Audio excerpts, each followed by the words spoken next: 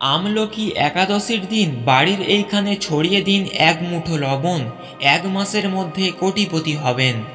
এই কথাটি শুনে হয়তো আপনি চমকে উঠেছেন, কিন্তু মনে রাখবেন, সনাতন ধর্মের প্রতিটি শাস্ত্রীয় কথার পেছনে রয়েছে গভীর আধ্যাত্মিক অর্থ এবং মনস্তাত্ত্বিক সত্য। এটি কোনো জাদু মন্ত্র নয় যে রাতারাতি আপনার ঘরে টাকার পাহাড় জমে যাবে, বরং এর অন্তরালে লুকিয়ে আছে শুদ্ধিকরণ এবং সমৃদ্ধির এক দিব্য রহস্য। কেন লবণের কথা বলা হলো, আর কেনই বা আমলকি একাদশী আপনার ভাগ্য পরিবর্তনের চাবিকাঠি হতে পারে, এই পুরো সত্যটি জানতে এবং নিজের জীবনকে আধ্যাত্মিক ও জাগতিকভাবে সমৃদ্ধ করতে ভিডিওটি শেষ পর্যন্ত মনোযোগ দিয়ে দেখুন। ফাল্গুন মাসের শুক্লা পক্ষে এই পবিত্র তিথিকে আমরা বলি আমলকি একাদশী। সনাতন ধর্মে এই একাদশীর গুরুত্ব অপরিসীম। ব্রহ্মাণ্ড পুরাণ অনুযায়ী স্বয়ং ভগবান শ্রীকৃষ্ণ যুধিষ্ঠিরকে এই একাদশীর মাহাত্ম্য বর্ণনা করেছিলেন। মনে করা হয় আমলকি বৃক্ষ স্বয়ং ভগবান বিষ্ণুর অতি প্রিয়। যখন সৃষ্টির প্রারম্ভে ভগবান বিষ্ণু থুতু ত্যাগ করেছিলেন, তখন সেখান থেকে আমলকি বৃক্ষের জন্ম হয়। এই বৃক্ষের প্রতিটি অংশে দেবতারা বাস করেন। মূলে বিষ্ণু, কাণ্ডে ব্রহ্মা, শাখায় কার্তিক ও গণেশ এবং পাতায় অন্যান্য দেবগণ। তাই এই দিনে আমলকি বৃক্ষের পুজো এবং ভগবান বিষ্ণুর উপাসনা করলে অক্ষয় পূর্ণ লাভ হয়।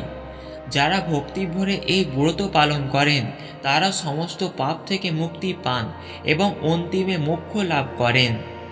এখন প্রশ্ন আসতে পারে, এই পবিত্র তিথিতে লবণের কথা কেন বলা হচ্ছে?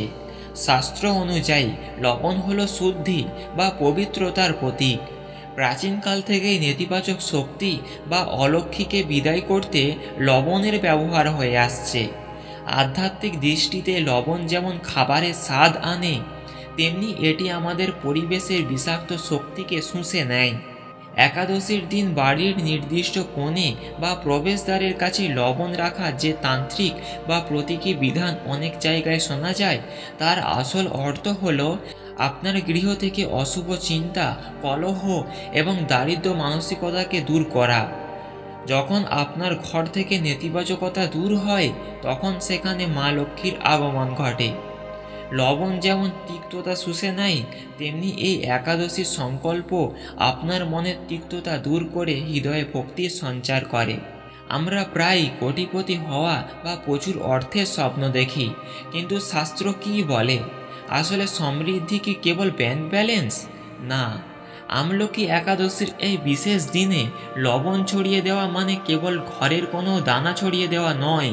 এর প্রকৃত আধ্যাত্মিক অর্থ হল আপনার মনের ভেতরে জমে থাকা লোভ, হিংসা এবং অলসতারূপী নেতিবাচকতাকে লবণ দিয়ে ধুয়ে ফেলার মতো পরিষ্কার করে ফেলা। 1 মাসে কোটিপতি হওয়ার অর্থ হলো 1 মাসের সাধনায় আপনার অন্তরে এমন এক দিব্য চেতনার উদয় হওয়া, যার ফলে আপনি কর্মঠ হয়ে ওঠেন, আপনার সিদ্ধান্ত নেওয়ার ক্ষমতা বৃদ্ধি পায় এবং আপনি ঈশ্বরের কৃপা লাভ করেন। মনে রাখবেন, ভগবান শ্রী বিষ্ণু এবং দেবী লক্ষ্মী সেখানেই অবস্থান করেন যেখানে পরিচ্ছন্নতা, পরিশ্রম এবং অটল শক্তি থাকে। লবণের দ্বারা নেতিবাচকতা দূর করা একটি বাহ্যিক প্রক্রিয়া মাত্র, আসল শুদ্ধি ঘটে অন্তরে। ধন সম্পদ হলো বাহ্যিক বস্তু, কিন্তু ভক্তি সম্পদ হলো চিরস্থায়ী। আমলকি একাদশীর দিন আপনি যদি আমলকি গাছের নিচে বসে ভগবান বিষ্ণুর নাম জপ করেন এবং আপনার জীবনের সমস্ত কুঅভ্যাস ত্যাগ করার সংকল্প করেন, তবে মা লক্ষ্মীর আশীর্বাদ আপনার অভাব মিটে যেতে পারে। শাস্ত্র বলে, যত ধর্মস্থ জয়, অর্থাৎ যেখানে ধর্ম আছে সেখানে জয় এবং সমৃদ্ধি আছে। তাই দর্শক বন্ধু, এই আমলকি একাদশীতে কেবল অলৌকিক কিছুর আশায় বসে না থেকে শাস্ত্রীয় বিধি মেনে একাদশী পালন করুন।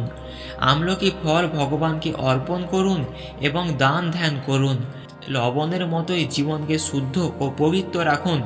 মনে রাখবেন, কোটিপতি হওয়া মানে কেবল অর্থ নয়, বরং সুস্বাস্থ্য, মানসিক শান্তি এবং পরিবারের ভালোবাসা পাওয়া, যা একমাত্র ভগবানের কৃপাতেই সম্ভব।